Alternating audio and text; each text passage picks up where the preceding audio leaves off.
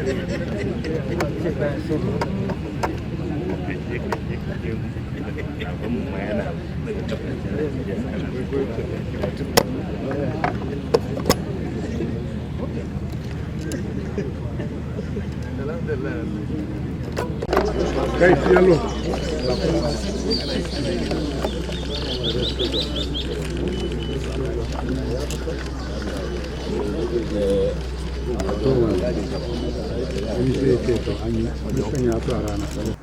served meritoriously for 8 years with all these achievements and many more.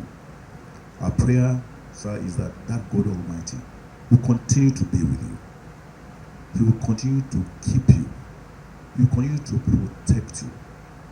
He will be with you and your entire family.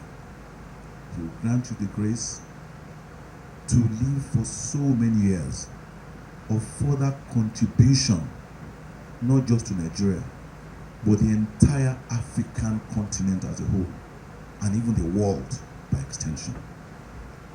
Sir, I'm sure that one request my colleagues would want me to ask you is that please don't be tired of us.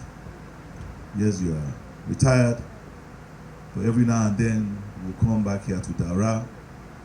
When I came in, I was saying, Mr. President, you are looking very relaxed. And Mr. President said, well, he's happy that he's very far away from Abuja. Mr. President, Daura is not that far away from Abuja, sir. We will come here every now and then to come and consult with you as and when we need to do so. Your Excellency, I think everything that is supposed to be said while we are here today has been said by the last speaker.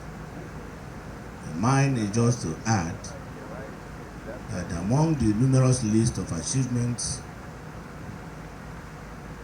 mentioned by the last speaker, they constitute the tangibles. The tangibles are the achievements of President Muhammadu Buhari. But there is just another long list of achievements, the intangibles. Prominent among is the successful succession and last election. I was told by some of my friends outside this country that it will not be possible, it may not be possible to have a peaceful succession in Nigeria for 2023.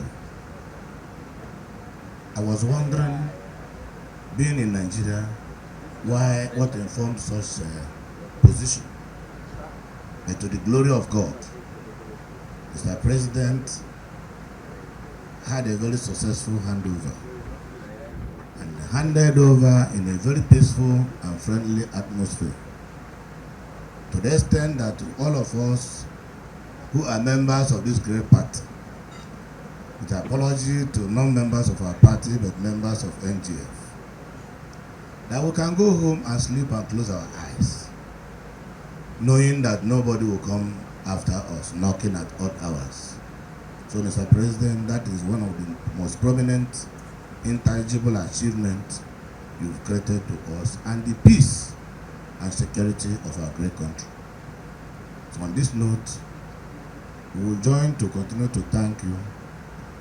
The Progressive Governors Forum has already adopted here as our pilgrimage center, Mecca, where we'll be coming on pilgrimage, and we will continue to do that with little disturbance, working together with the protocol department of this place.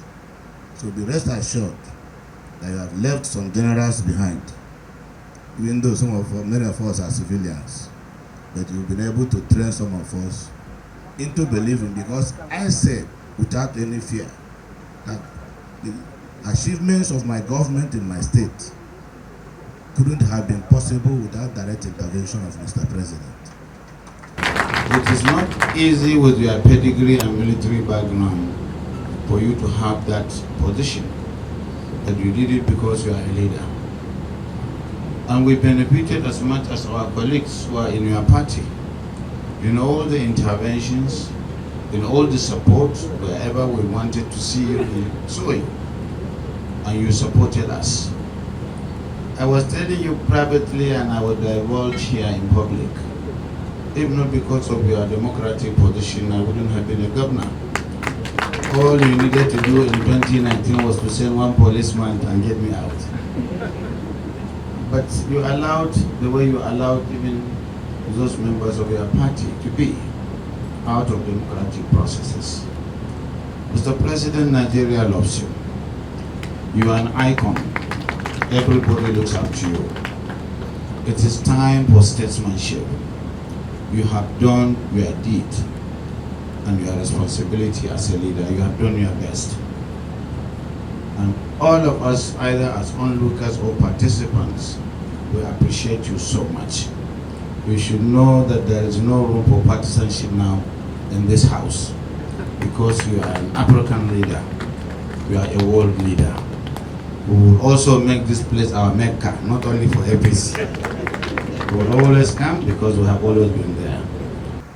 Mr. President, many people who do not know you do not appreciate that most of the policies that are unique, that help Nigeria pull out from recession twice and rapidly, were things you personally believed in, which you promoted and you pushed us to all do. And that is why Nigeria had become an island of prosperity, even when most of the African continent, regrettably, is wobbling. So, on behalf of all of us, former governor, sir, I want to say a very, very big thank you for the way you have treated us as your own children. Somebody said like, no, it's as your own children.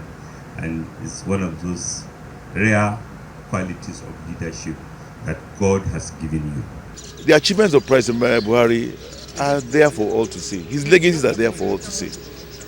We particularly thank him for treating us like a father that he is.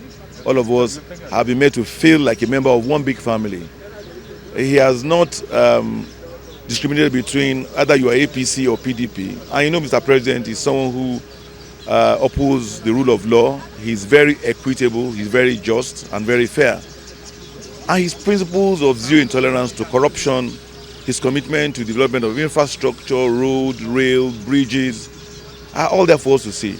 His development of the agric sector, his job creation, food security. Today we're a net exporter of rice.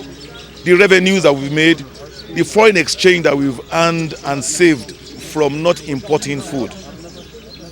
And of course, as my colleague mentioned, the fact that President introduced beavers. We say the fear of beavers is the beginning of wisdom.